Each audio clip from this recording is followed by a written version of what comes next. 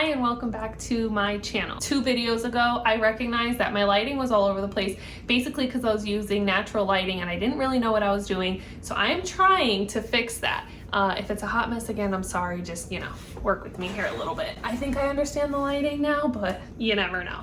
All right, today I want to talk about 9 tips on how to help somebody that you love or you care about, a friend, a family member that is struggling with anxiety. Tip number 1 is to be non-judgmental, which you might be like, duh, Carissa, but no, not duh, because sometimes people could be very judgmental. They'll say things, and sometimes it's not even with bad intention, but they'll say things like, oh, it's not that bad, like you're anxious over nothing, or hey, we all get worried, just like push through.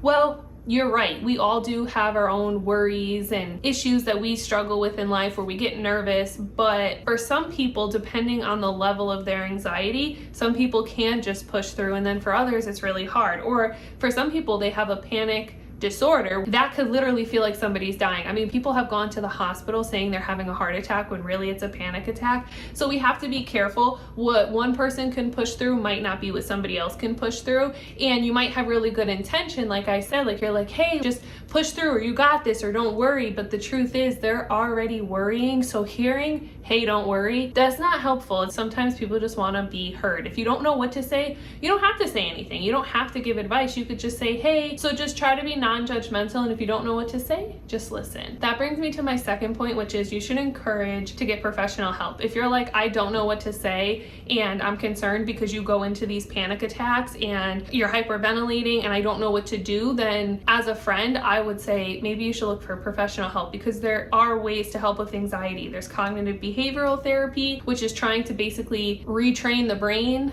and its thought process to help de-escalate those symptoms. Of course, there's medication management. You could see a psychiatrist, you could see your primary care doctor. All of that to say, if you don't know what to say, that's normal, that's okay, but you can tell somebody, hey, I really think you should look into seeing somebody. And if they're like, you know what, I don't have the money to pay out of pocket, because private practice can be like $200 a session, which is a lot. For a lot of people, it's a lot. You can always call your insurance to ask if it's covered. Some insurance, they'll have you pay up until a certain amount. Like if you have a deductible, some places might say we cover it 100%. At one point I was working for an insurance company. Well, I wasn't working for the company, I was contracted with that company.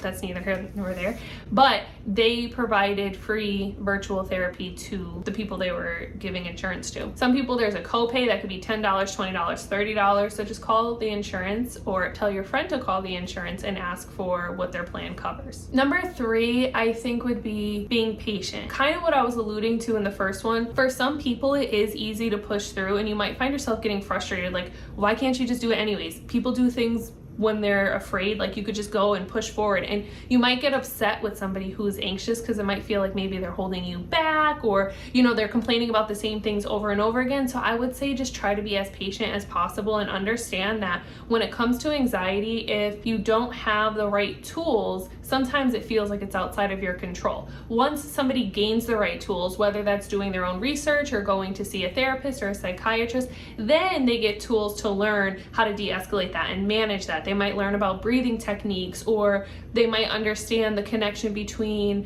their thoughts, behaviors, and feelings. And eventually they'll be able to understand it is controllable. But in the beginning, sometimes people really feel like, I can't control this. Try your best not to get frustrated and to just encourage them to either see a professional or to talk about it in the moment. Number 4, I would say try to educate yourself. Obviously, you're watching this video, so you are trying to educate yourself. And when I say educate yourself, I don't mean know all of the ins and outs and understand how to meditate and deep breathe and walk them through a meditation. I'm not saying that. I'm saying do what you're doing right now. Just kind of get an idea of how you can help, and even the smallest things make a difference.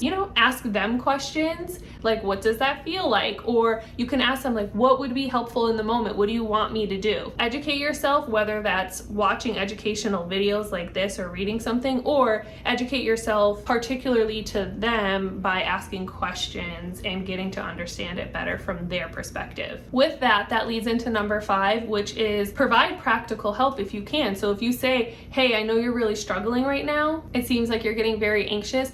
If you're overwhelmed, is there anything I could help with? They might say, yeah, I don't know, I need to get out of the house and go on a walk. Can you go on a walk with me?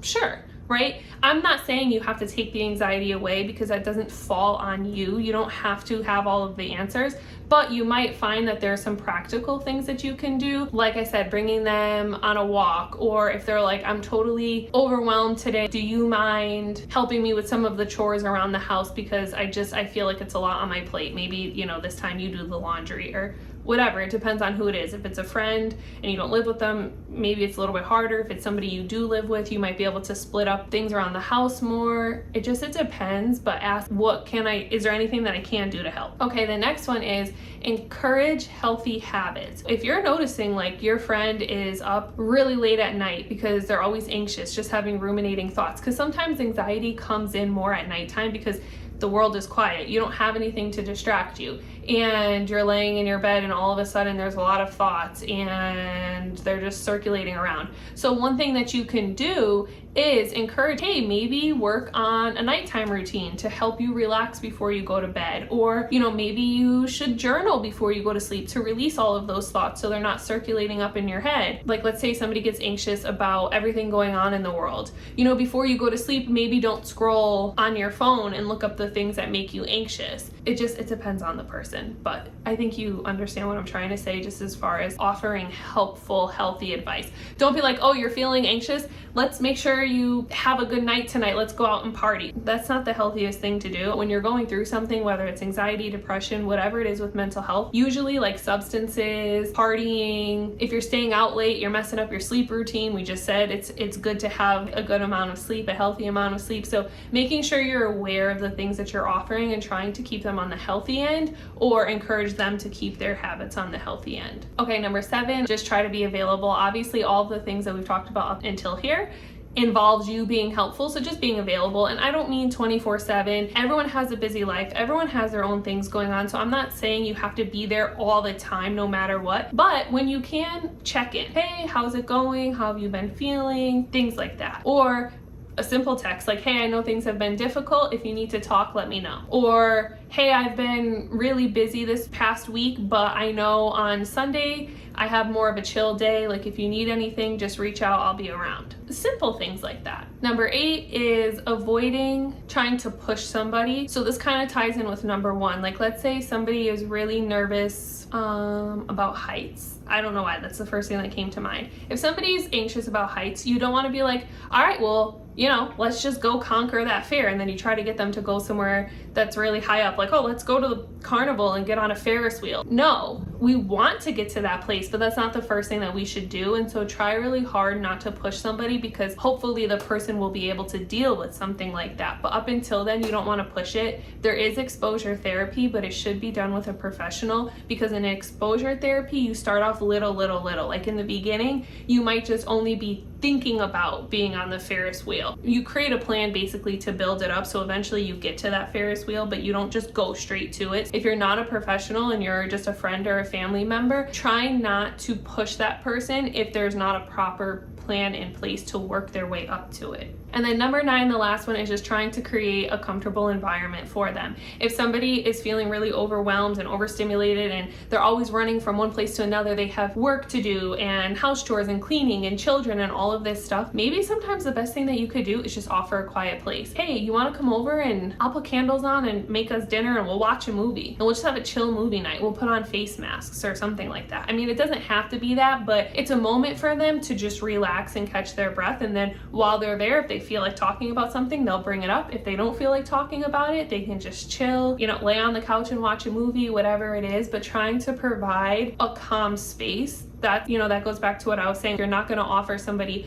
to go out and party. If somebody's feeling overwhelmed and overstimulated, they probably don't need to be somewhere where there's a whole bunch of people and it's loud and there's lights everywhere, because that's not going to help somebody calm down. But if you have a quiet home and you want to help out, there's nothing wrong with that. Just, you know, make it a chill night. You could put music on, but make it chill music, or, you know, sit and paint your nails or face masks or whatever. And you know, if it's, let's say it's like a married couple, let's say this is not a friend situation, it's a married couple, and you know that your spouse has been really overwhelmed. Maybe it's asking somebody to watch the kids for the night and just to give your home a quiet space. Because obviously if you're somebody's friend, I'm saying you can bring them over, but like what if the both of you live together? So being able to say like, hey, I don't know, grandparents, aunts, uncles, cousins, friends, whoever, you know, your babysitter, can you watch the children or whatever? And then just allowing that person to have a night of relaxation. So I hope that's helpful. Those are 9 tips. If you have any questions, leave them in the comments below. If I left anything out, please comment on your own to give other people other ideas. And I will see you in my next video.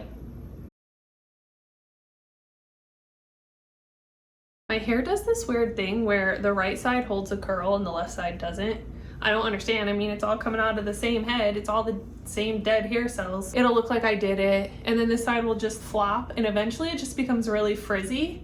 Not really sure what's up with it, but that's besides the point.